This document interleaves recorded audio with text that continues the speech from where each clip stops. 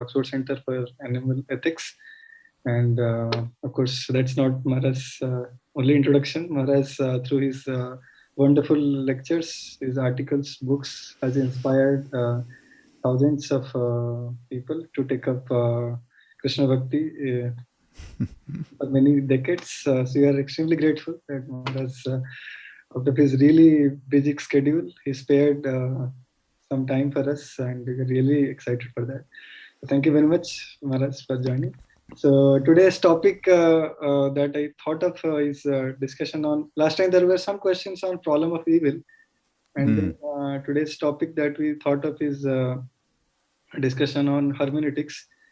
So maybe I don't know how to merge them together, but maybe I can start with a question that may lead to Yes, focused.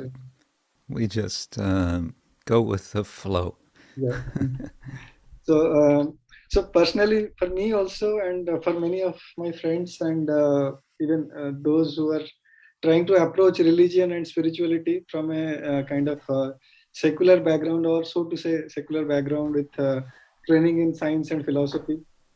So it's really the first thing people encounter about God is the issue on problem of evil. So if the perennial discussion on if God is all good, all benevolent, all perfect, omniscient, then why he can allow evil in this world? So that's a problem. Not only it has been raised many centuries back, but still in recent times also, even the mainstream, so to say, the atheist, maybe militant atheists, I would say, people like Richard Dawkins and all. So this is one of the primary arguments they give before for supporting the thing that God doesn't exist. So how can, as a practitioner, like you who have been practicing for many decades, so and inspiring many others, so how would you answer this question that if God is all good, then how he can allow evil in this world of many sorts? Yeah. Yes, well, first I want to say thank you again for this opportunity to be with you. And I also want to say, since this question has been persistent over centuries, if not millennia, please don't expect a definitive answer from me, from this little Swami. But I may be able to help us think more about the question and what would be the implications of how we might answer it, or if the questioning leads us into deeper questioning. I mean by that, it seems to me when we're trying to contemplate ultimate truth, ultimate reality, the first thing we have to do is confront our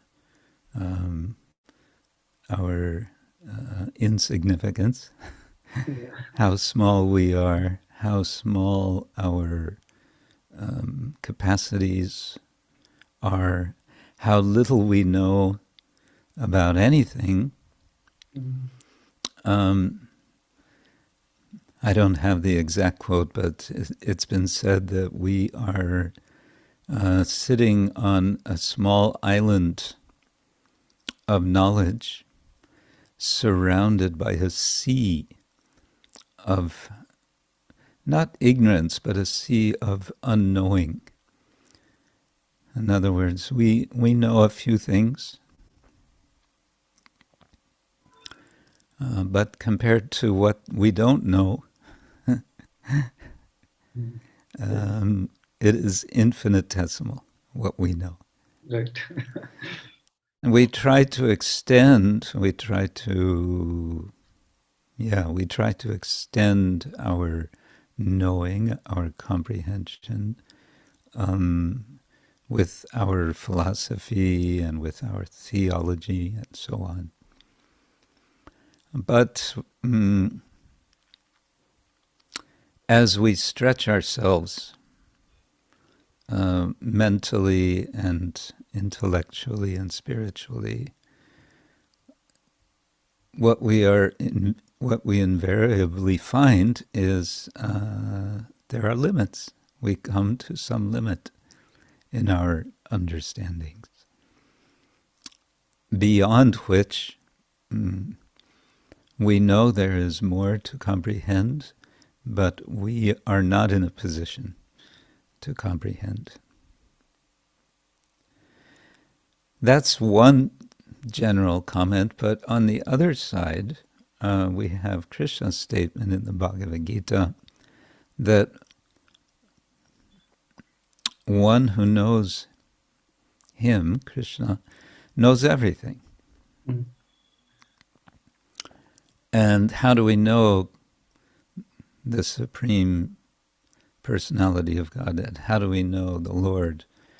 Krishna explains that also, that we know the Lord by devotional service. Bhaktyamam abhijanati yavanyaschasmi tattvata. Tattvata, we can know the Lord in reality, bhaktya, by means of bhakti. And so that gives us hope that we may be able to comprehend the Lord and His ways. And of course, we make a presupposition when we agree to practice bhakti, and that is that the recipient of our bhakti actually exists, and that he or she, or a combination of both, are conscious, are able to, are aware of our devotional activity. So that's a presupposition, which the question, how is it possible? It's a question which is very understandable, and at the same time we want to recognize it comes from a position of skepticism. And there are different degrees of skepticism. There's what's called sometimes radical skepticism, which means no matter what you say about something, there will be another doubt that comes. And so you get infinite regress of doubting as the sort of base position, which René Descartes, the French philosopher of the 17th century, he tried as best he could to get to the bottom of doubting, to try to find something certain, to find some certainty. And the only certainty he could find was that he exists. Otherwise, all his speculations carry no meaning. Yeah.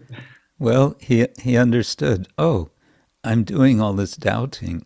So this doubting is going on. So that's only possible if I exist. And so, cogito ergo sum, I'm thinking, therefore I'm existing. That's about as far as he got, it seems. He was actually theistic, though. He believed in the existence of God, and he had arguments for why he believed, or why it's rational to believe in the existence of God. The question, if God is all good, How is it that we see evil is questioning the existence of God. It's basically saying, A, we see and we experience evil, and B, the claim that there is an all-good God is inconsistent with our experience. It's inconsistent with what we see and what we experience and what others see and experience. It's inconsistent. Why? Because we make an assumption, and that is that God, if God exists, he must be all good, and all good must mean that there would be no evil, or what we perceive as evil. And what seems to be necessary to go deeper into the question is to ask ourselves, first of all, what do we mean by God, and what do we mean by all goodness, and then what constitutes evil? And a general point, I think, that can be safely made about the atheist position that says, since we see that there is evil, and since we understand God, if he exists, must be all good, and therefore would not countenance the existence of evil, therefore God does not exist. Excuse me, I believe that there is a presupposition here on the comprehension of God. There is a limited understanding of what or who is God. And that limited understanding of God is usually based on, well, for those sort of, I call them born-again atheists. You know, the modern scientistic argument against the existence of God seems to be based on certain very simplistic ideas of God rooted in the Abrahamic traditions, or their understanding of what the Abrahamic traditions are. But if we take the Abrahamic traditions, we can take in from the Hebrew Bible, the so-called Old Testament of the Christians. There's the book of Job. The book of Job tells a story, which is that God has a wager with Lucifer, with the fallen angel, to test the devotee of God named Job by taking everything away from him, taking his health, his wealth, everything from him, and to see what is his response. And Lucifer, the devil, is saying, you will see that he will no longer be your follower. He will no longer be devoted to you. And God is sort of wagering, no, he is a very serious devotee. He will pass all the tests. I'm telling this story simply, but it's a very famous story, and it's considered one of the most beautiful parts of the Bible in terms of the language, the literary quality, and so on. Anyway, and huge number of commentaries have been written just on this one book. So step by step, everything is taken away from this apparently successful, wealthy person. He has a nice family and everything is going well for him. And suddenly everything goes wrong for him. And then it gets worse, and it gets even worse, and it gets even worse. And he's in a totally desperate situation, and he's really wondering, God, why have you done this to me? And then the dramatic moment in the story comes. God speaks to him sort of out of the thunder, out of the sky or something, and thunders at him that basically, who do you think you are to presume to have any understanding about who I am? Again, he speaks in very poetic, kind of very powerful ways, but basically that's, as I understand, that's the message that he's making, is that you're making an assumption about who I am, about God, which is based on your very limited perception, and that's your mistake. And so you need to wake up and just acknowledge that you're actually dealing with someone who is so much greater than you can ever imagine. And he asks him, I remember now, rhetorically, God asks Job, where were you when I created the world? So, how can you even begin to understand the power of God? How can you begin to understand the nature of this world? You were not there. You are a product of this world. So get humble. He's already been made completely humbled, and God is telling him, you're not humble enough yet.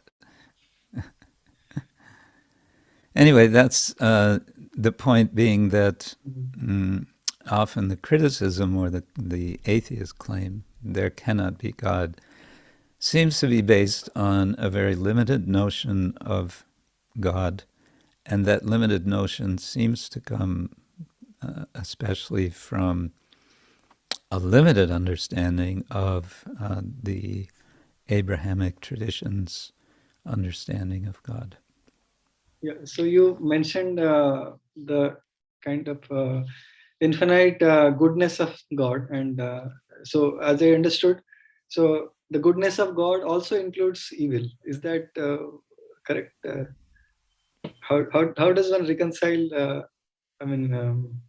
The goodness of God also containing the part of evil as a quality. In the sense. Well, here we may want to resort to our own Vaishnava way of expressing it in terms of light and dark, where the dark is the absence of light. It's not in opposition to darkness or in opposition to light. It's in opposition to, it's not in opposition, it's just the absence of light. And so we understand the analogy is given that God is like the sun, and Maya, illusion, or dark, is compared to darkness. And where there is the light of Krishna, there's no question of the darkness of Maya. The idea of evil, again, this is a very Abrahamic notion. Okay. Evil. And it ties in, I would say, very much with the Abrahamic notion of sin. But sin is, I don't know, the original derivation, I think it has to do with the idea of turning away from God. which we understand also very, very much. But we usually speak of this in terms of ignorance rather than sin. Right.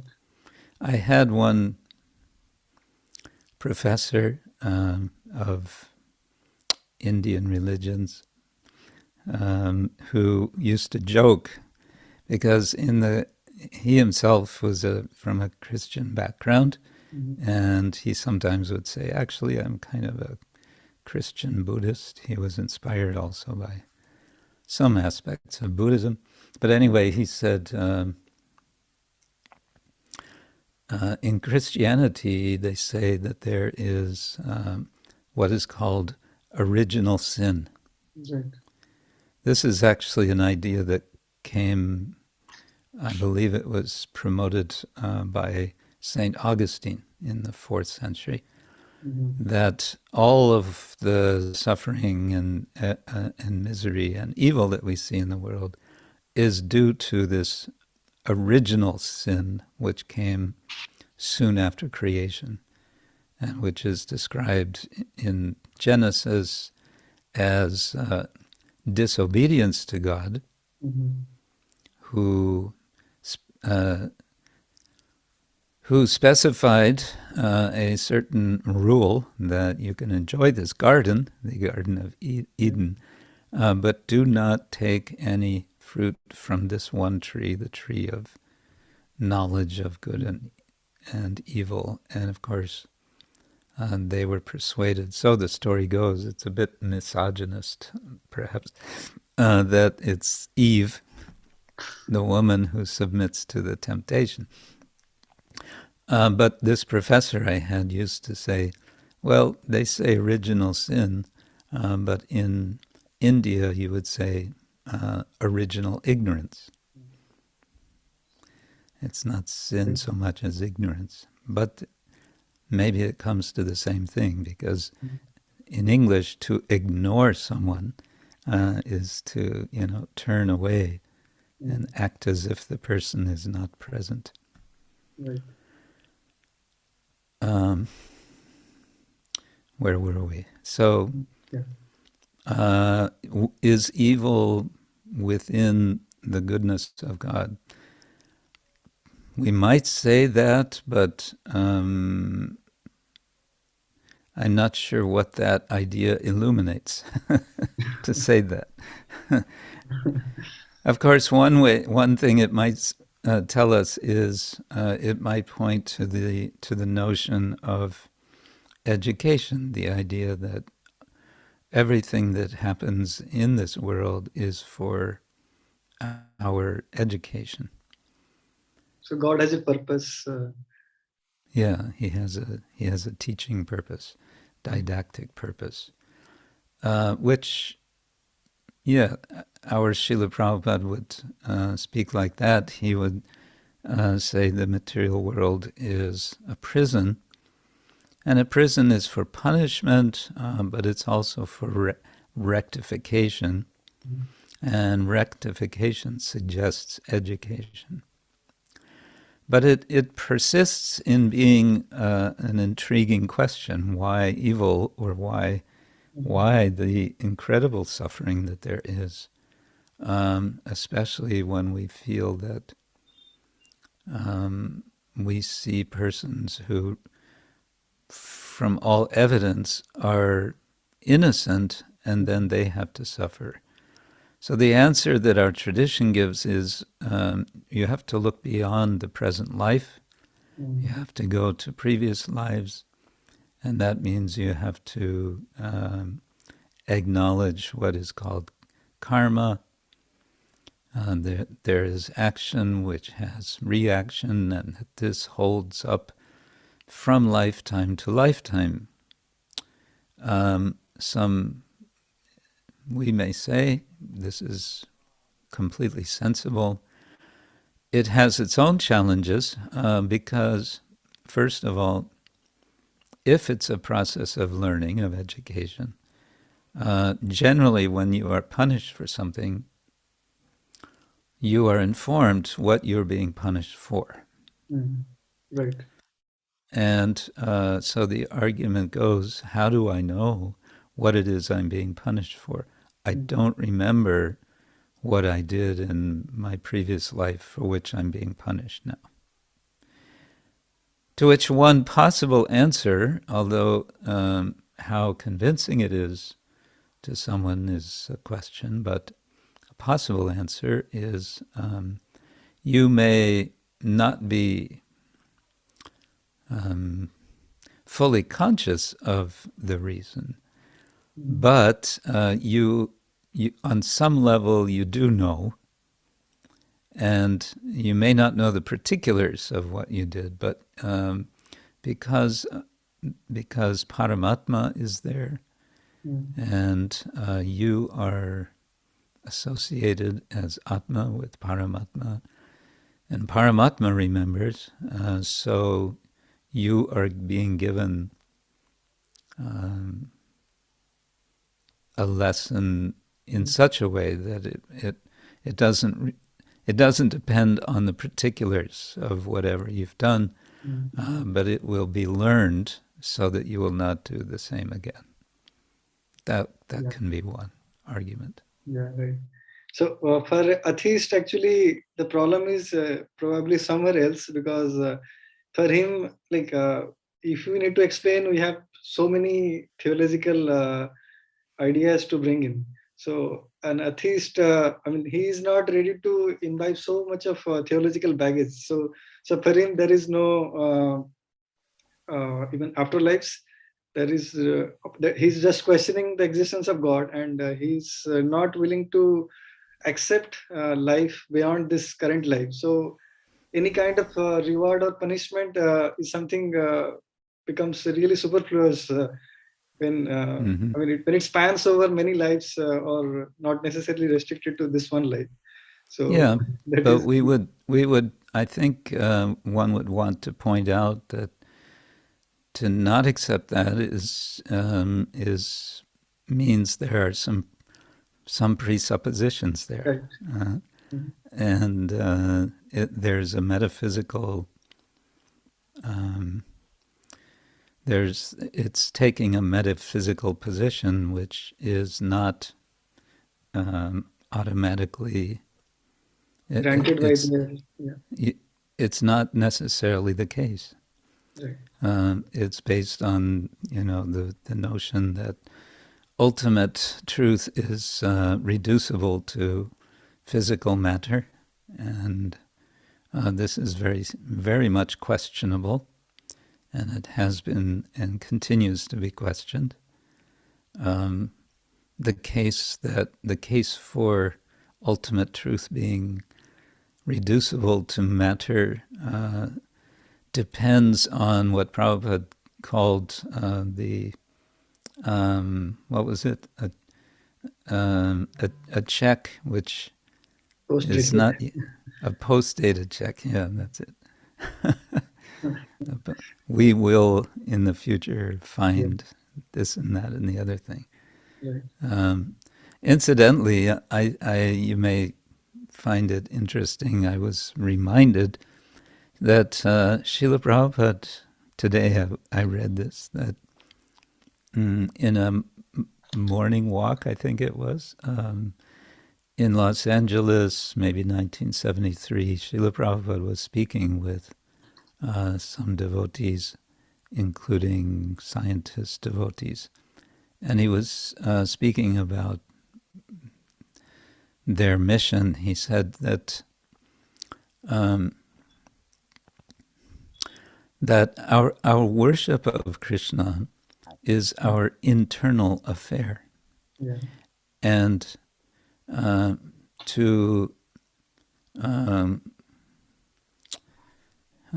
preach that life comes from life, this is our external business. This is our public business. So he kind of boiled down to two principles, internal and external. And I think what he was saying is, don't get them mixed up. Don't expect the skeptical scientists and whoever to first accept Krishna. Yeah. Just start with life comes from life. Do you accept this or not? And a prerequisite to all of spiritual science, probably because of that only Bhagavad Gita starts with an understanding that you are not limited to this life, you're eternal beings. So yeah, that's lesson number 1. yeah. So I would request all the participants, if they have any questions, they can type in the chat box. I'll try to integrate them in my questions. If time permits, we can allow you to directly ask also, no problem. So maybe we can make a little detour, maybe in a guided detour, in the sense we are talking about interpretation of the original sin, different sections you quoted from Hebrew Bible. And here the question really comes, I mean, who really grants the authority to kind of interpret, in the sense, where does really the meaning lie? Is it really in the text, or is it really cooked up from the mental stage of a person, or maybe realization, if you would like to say, for a spiritualist? So where does the meaning really lie? I mean, who grants the authority to, for what purpose, to really give a interpretation? The same, in the Bible, as far as my little reading. So the Genesis, in the whole six days or so, the whole creation happened. Or things like the earth is flat, and many such things. And similar such things also come in our tradition, and not only our, everywhere. So how like there is one way to interpret these things with faith as an insider, but what we are really interested to understand is, as an outsider, like a skeptic, who is not really going to, who is not sure of whether God exists or not, whether afterlife exists or not, whether this whole theological enterprise is true or not. So for an outsider who is looking beyond the tradition, who is not himself a practitioner, so for him, such kind of text, which is not really matching with modern day understanding, so it posits a big challenge. So when people question the authority of this text, which really carry the baseline of any kind of further discussion on anything spiritual, so no matter how much we take, so the main question is, where does the really meaning lie? I mean, and what grants an authority for the interpretation? I mean, would you like to answer in some I will try to say something. Yeah, I face this question over and again from my friends and colleagues. So, Srila Prabhupada, as you, I'm sure, know, met this one professor in Moscow in, I believe it was, Kotovsky, in 1972, perhaps. And one of the points that he made in their discussion was that you are accepting authority, I am accepting authority. Let us acknowledge that we are both accepting authority. And this is already something difficult for this, for the more hardcore materialist, because we may not want to even use the word materialist because it has some very negative baggage. Maybe just naturalist is a more general term. So the naturalist will be skeptical and say, I don't accept authority. I accept my own perception, my own reason, perhaps a combination of both, or one over the other, and that's been a debate in Western philosophy between the empiricists and the rationalists. But I think we want to look, because you mentioned the word authority several times. What's the authority for interpretation? And I think the first step is to say, well, let's recognize that we always follow authority. Mm. We may have different authorities. That's all right. A second point is to recognize, and this is mentioned in Bhagavad Gita, chapter 17, Shraddha mayo yang purusho, yo yat shraddha eva sa. Everyone has shraddha, everyone has faith. That faith may be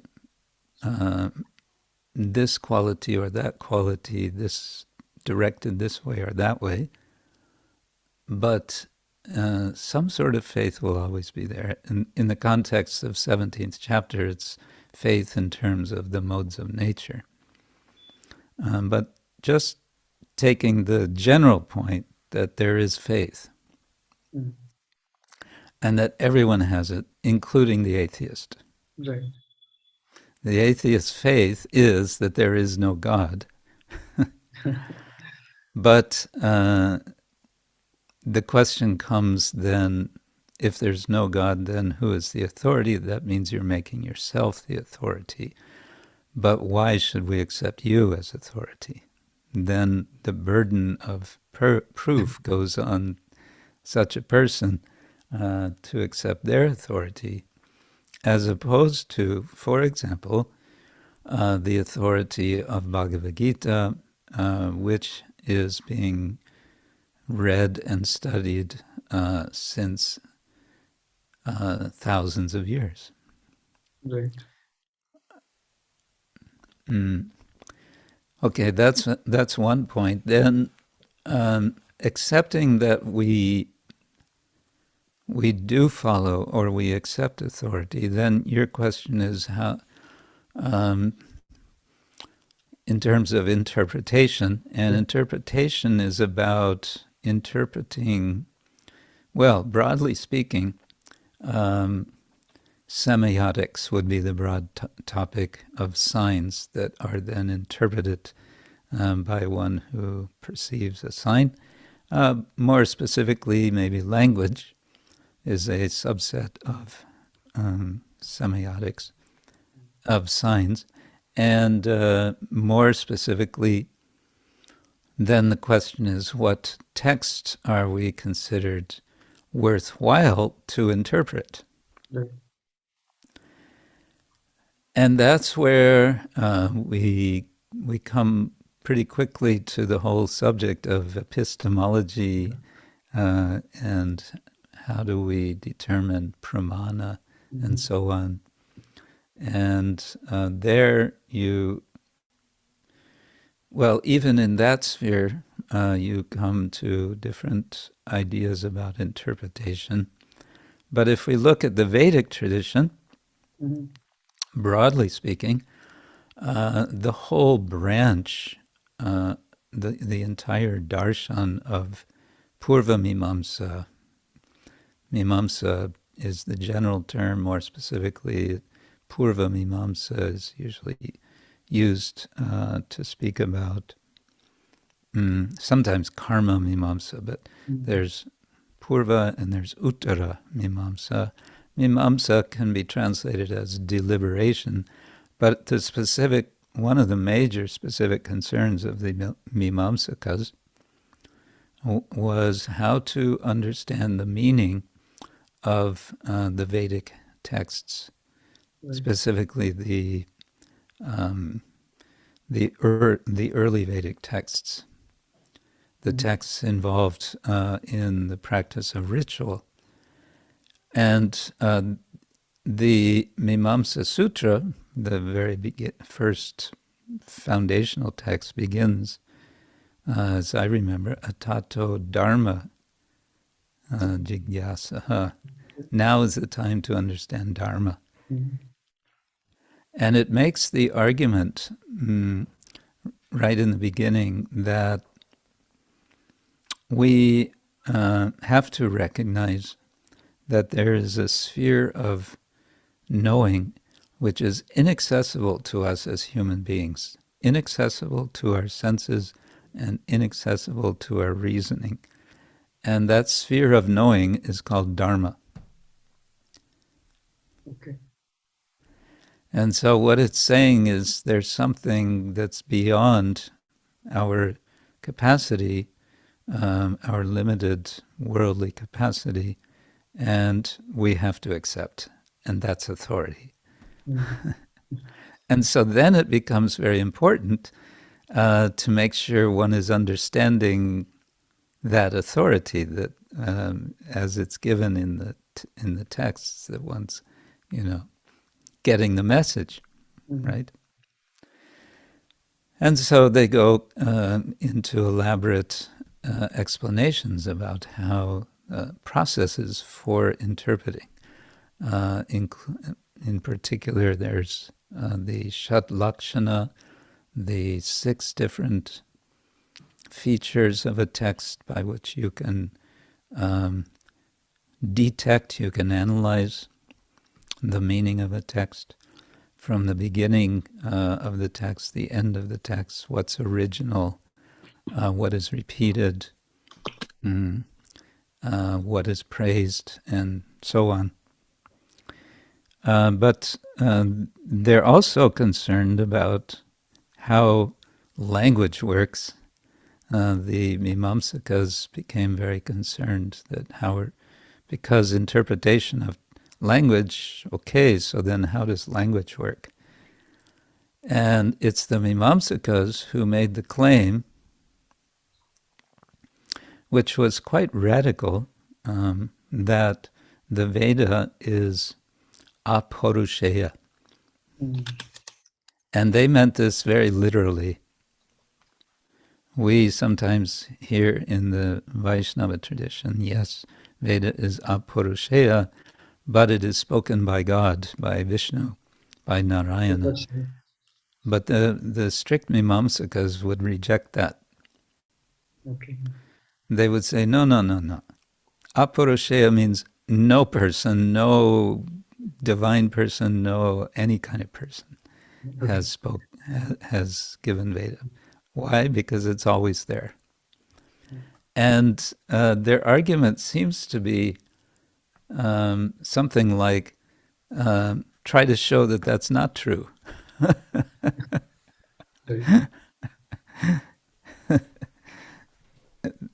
They just, it's your problem. They put the burden of falsification on someone who doesn't want to accept that. Yeah, probably rejection is a bit more easier than assertion because whatever you claim, we can easily prove that. Yeah. So that's But here also, this is a point that I can't say with certainty, but it's something that I've been reflecting on based on something that our Srila Jiva Goswami says, which is that the Veda that we presently have is actually only a fraction of the original Veda. And to me, that suggests something interesting, which is, could it be the case that all of the sacred literature of the many different traditions of the world are actually more or less in touch with or connected with a kind of, let's say, an invisible ocean of Veda, where the word Veda is used in the general sense of knowledge, as opposed to the narrower sense of, Rig Veda, Sama, Yajura, and Atharva Veda, Samhitas. right. And to me, there's something to be said here, because if we study these different traditions, we find there are deep insights, there are points of wisdom which we can agree with. So much is there, which we wouldn't want to say, oh, that's nonsense. No, there is so much. There may be many things that we wouldn't accept, For example, going back into the what's considered Vedic tradition proper, one of the 6 darshanas, astika darshanas, is yoga.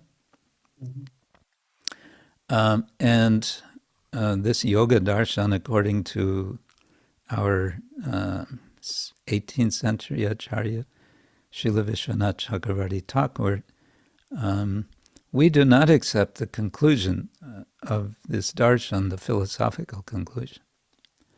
But the processes of practicing yoga that are described, no problem. In fact, a fair amount of what is described in Patanjali Yoga Sutra we can also find in Bhagavad Gita. Right.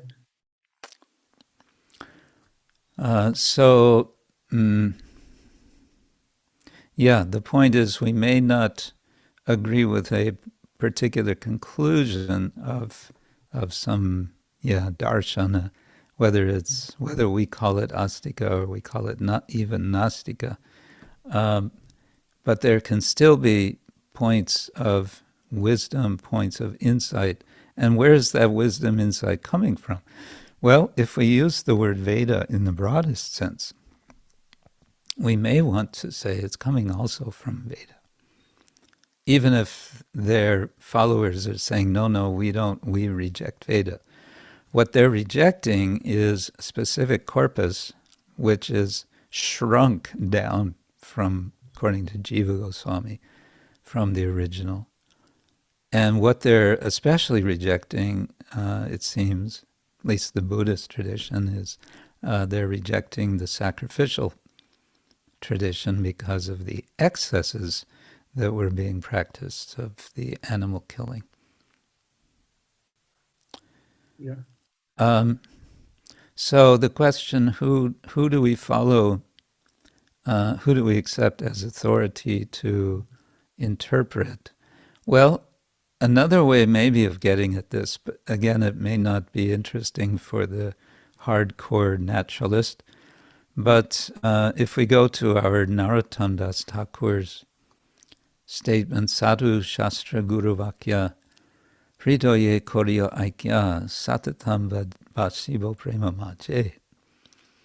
He says that the words of the sadhus, the Shastra, and the Guru, Hridoye Korya Aikya, having become an aikya, a singularity, a one clear message or vision in my heart, Satatam Basibo Prema Maje, I will constantly float in the ocean of prema, amidst prema. Now, we can turn that around and say, what's the test for interpretation, that it's good interpretation? Well, it's going to be something that leads to, and again, this is what Prabhupada would say, every religion is good, which is teaching love of God. So, if we take this, working backwards, that we start with the position of loving God, how do we get there? We get there by possibly by some combination of teachings from, 3 kinds of sources, from Shastra, from Sadhu, from Guru. Right. But as I said, the hardcore naturalists will They won't say accept. they won't accept Shastra, they won't accept Guru, they won't accept Sadhu. But then we can ask, so who do you accept? Again, you're accepting authority. And I would say we accept a natural authority. I mean, the laws of nature, or so something like which I can verify, you can verify, anybody can in this world verify. It's objectively true. But then the question on the objectivity of this kind of verbal testimony, whether it is Shastra or Guru or Sadhu. So the issue lies over there.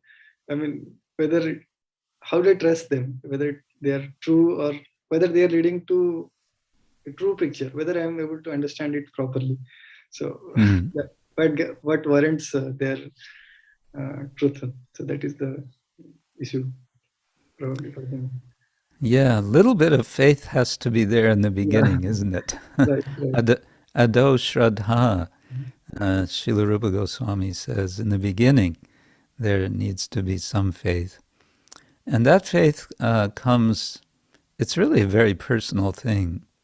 Mm. And I've seen that also with some of our, very qualified colleagues, Krishna Bhaktas, that they can, often it can take a long period of time, but they can change the heart of someone just by their association. Mm.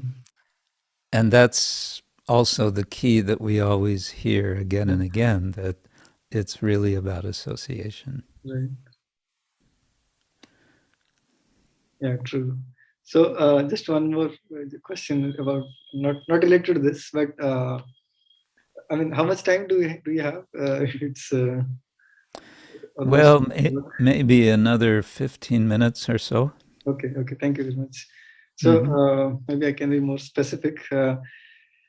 So one thing that comes to my mind is often one of the many accusations that is presented by say a hardcore atheist is or even those who are kind of agnostic, they are kind of making a not so swift but slow transition to being a believer.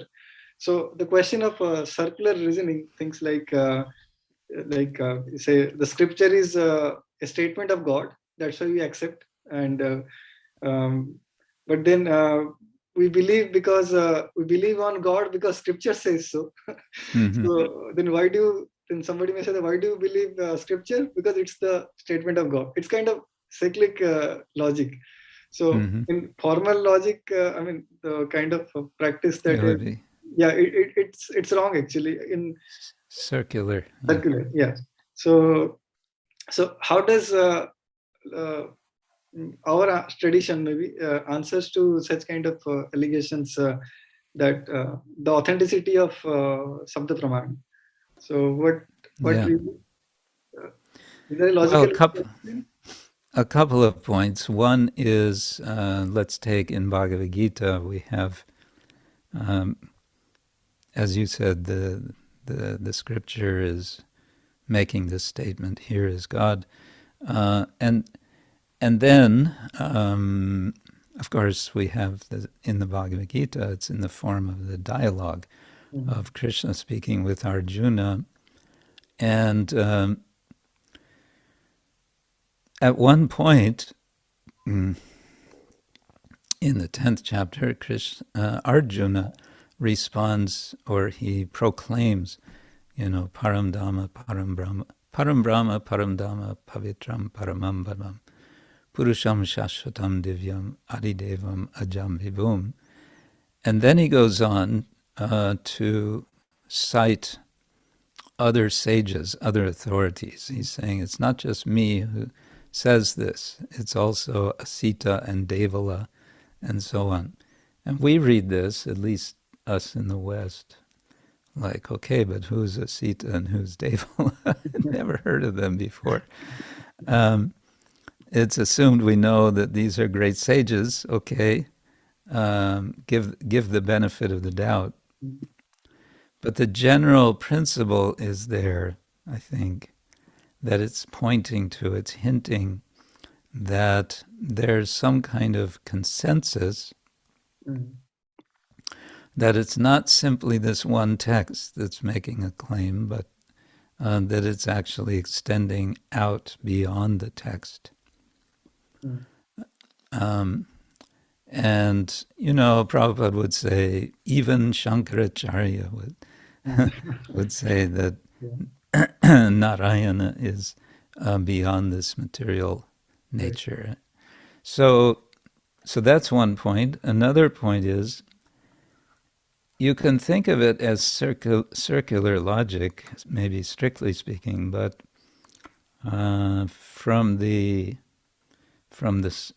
spiritual perspective, it's not a circle; it's more of a spiral. Could you elaborate a bit on that? Yeah, a spiral means it's rising as it circles, and so you come around. You come from one point A to point B and sort of back to point A, but actually you're not at point A. You're now at point C, and you're rising. And what I mean by that is Shraddha, Ado Shraddha, the beginning is faith.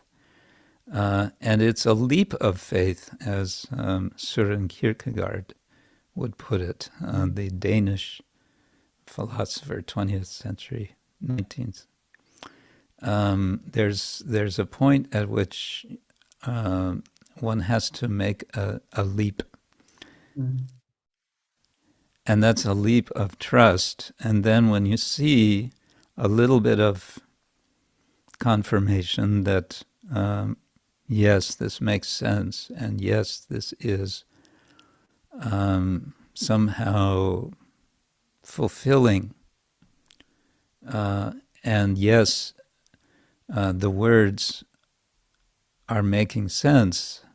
I mean, just take the analysis of the dynamics of engagement of the senses and sense objects in the Bhagavad Gita. It's perfectly reasonable, what Krishna is saying, that dhyato vishayan pungsa sangasteshu vajayate. I mean, we've all experienced it. Many times. Yeah, and so many things he's saying which are just reasonable about this world. Then we build on that reasonableness and say, well, okay, let's take the next step. Let's keep going with that. And at each step there is a small leap, but we add up all the leaps of faith, and then what can come as the sum total of those jumps, if you like, is a very solid conviction.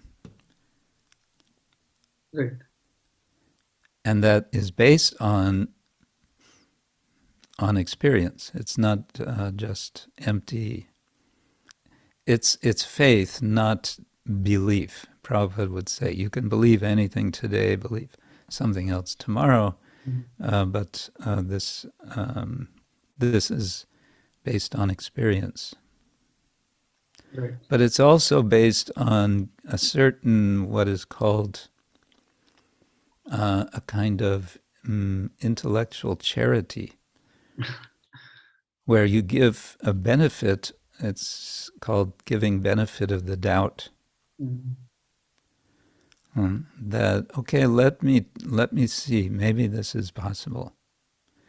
Prabhupada says that in his introduction to the Bhagavad Gita, that to benefit from reading the Bhagavad Gita, one needs to, at least theoretically, accept the claim that Krishna is God and the Supreme Personality of Godhead. So it's saying, okay, let's allow that as an intellectual, as a thought experiment, if you like, and see where it takes us. But if someone is not willing to even take, one step, then you can argue until you're blue in the face. That's why probably the evil is there. By God's grace, evil is imposed upon the living entity so that someday he may turn to him. Yes. Well, that's explained by Jiva Goswami in his Tattva Sandarbha, that when Maya, or when it's said in the Bhagavatam that Maya is embarrassed to come before Krishna, that this Maya is actually doing her service of creating fear in the conditioned soul, and that fear forces the conditioned soul to turn toward the Lord. Yeah. So you could say that would be a reason, an explanation of what we're calling evil. Yeah.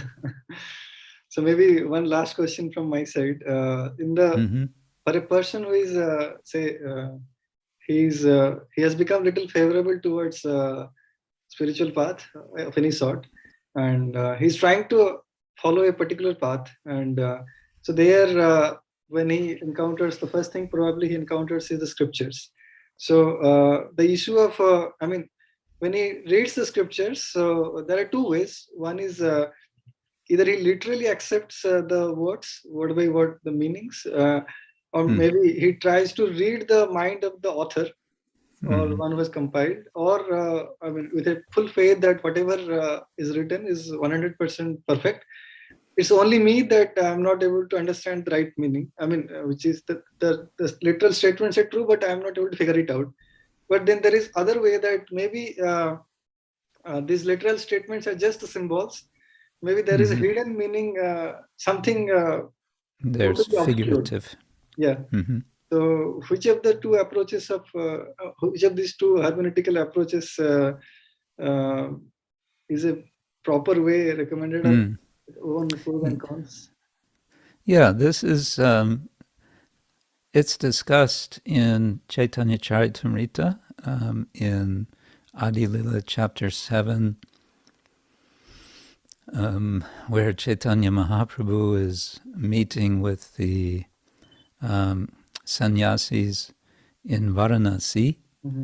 And this is one of the basic points that he's making, is that we take the literal meaning so long as it makes sense. And this also varies from time, place. May be true now, may not be true after 100 years. Is that also? That's not part of what he's discussing there. I mean, they're discussing Vedanta, which is understood to be, not subject to Desha Kalapatra. Yeah. But the tradition recognizes that statements may not make sense if they're taken literally, and so they can be taken figuratively, or indeed they can be taken poetically. And the famous example is Gangayam Goshaha, the village on the Ganga. Cannot mean that there's a village floating on the Ganga. Right. And so it must mean a village on the bank of the Ganga. But what is the significance of that is the dvani, the suggestion, the poetic suggestion that that there are pleasant breezes blowing, and so this is a very pleasant place to be. It's not even mentioned in any one of the words, Gangayam Gosha, but it's implied. And so the entire, actually the whole of Vedic Shastra, especially the Bhagavatam, is full of such meanings, for which indeed it's very valuable to have the elucidation of the interpreters we recognize as qualified, the acharyas. And in that way, there can be a very rich understanding. And it doesn't have to be that it's either literal or figurative or, simply giving a suggestion. Example is with the childhood pastimes of Krishna, killing various demons in Vrindavan, and we find our previous Acharya, Srila Bhaktivinoda Thakur, giving allegorical interpretations for each one of the demons as representing various anarthas in the heart, which are then destroyed by Krishna. He is, when he makes these allegorical interpretations, he's not denying, he's not thereby saying, it's not that, there was no such demon and there was no Krishna who killed the demon. No, he's saying there was the demon and there was Krishna who killed the demon. And in addition, we can appreciate, we can meditate on this pastime for our benefit as a way of purifying the heart from the various anarthas. Yeah, right. Yeah, thank you very much. I'm sorry for the participants that I couldn't take up your questions. Maybe one question from participant side. Would that be okay, Maharaj? Okay, maybe with a short answer. Yeah, very short answer. Yeah. Anybody having any burning question would like to ask? burning question. Yeah.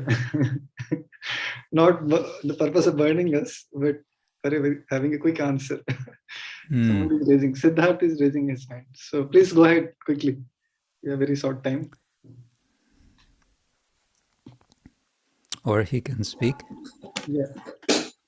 Hare Krishna, Prabhuji, Dandavad Pranam. Hare Krishna. Prabhuji, just a second. Yes. Prabhuji, I just want to develop a book reading habit, and today I started with a book, Brahmacharya in Krishna Consciousness. So I came across this verse, as long as living entity is not completely self-realized, as long as he is not independent of the misconception of identifying with his body, which is nothing but a reflection of the original body and senses, he cannot be relieved of the conception of duality, which is epitomized by the duality between men and women. Thus, there is every chance that he will fall down because his intelligence is bewildered. So it is very difficult. Like, I'm not able to understand this, Prabhuji. Why this? Like in earlier days, the culture was followed. Like a man and woman, they are living anyone cannot even see.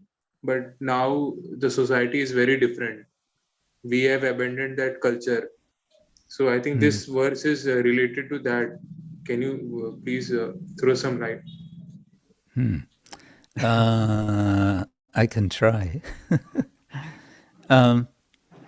Yes, one issue is changes of, let's say, cultural and social behavior over time through the centuries. That's one issue.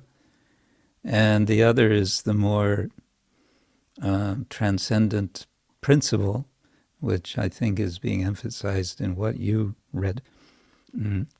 And to the social and cultural practices, we can just say that the idea of separation, of various sorts of separation between the sexes, was a kind of realism, a kind of recognition that we all have this problem. And the problem is that we are overwhelmed by this duality. And the reason we're overwhelmed is because of identification with our physical bodies. So just recognizing that that's the reality, the social system was meant to set up boundaries of various sorts, to restrict, to control, to restrain, and to help us to practice restraint with the aim of ultimately realizing our spiritual nature to become free from mundane attractions. And so I guess what you're saying is it seems like these boundaries have largely fallen away. And yes, that's very much true in so many cultures now, including India, influenced maybe a lot by the West. But where one kind of boundary is broken down, I think we can be sure that other sorts of boundaries will make themselves manifest, and that can happen in ways that we may not be able to anticipate. What I mean by that, just more specifically, is we saw in recent decades the sudden appearance of this disease called AIDS, which seemed to be a kind of backlash from material nature, saying, you can't just go on mixing freely like this without there being some consequence. Yeah, that's what comes to my mind. Yeah, thank you very much, Maharaj, for your patient answers and so enlightening. Thank you. Of course, I have many more questions to ask, but Yeah. in a time, maybe on some later occasion. Yes, we can meet another time. You had suggested in your message, but I just wanted to say I need to wait and see how my schedule goes. So after some time, you can contact me again and we can see. All right. Thank you so much. I'll be in touch with you for a later occasion. Yeah. So we are eagerly looking forward for your kind association. These two sessions were really, My thanks to you again for this opportunity. Yeah, thank you so much. We are really so indebted to you for your taking out so much of time for us. We are so thankful to you. Thank you so much, Hare Krishna. Hare Krishna. And thank you to all our participants also. I see in our participant list Brahmatirtha Prabhu also. So Prabhuji guides us on many occasions. So thank you very much, Prabhuji, for kindly joining us. Hare Krishna.